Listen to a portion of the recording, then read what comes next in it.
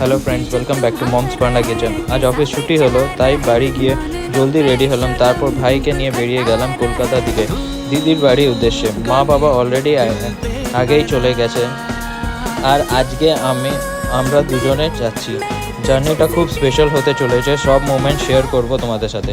তো এরকমই ভিডিওর মধ্যে থাকো, আর চ্যানেলটাকে লাইক শেয়ার সাবস্ক্রাইব করে দেবে। মমস পান্ডা কিচেন বলে আছে, ইনস্টাগ্রামেও ফলো করে নিও মমস পান্ডা কিচেন।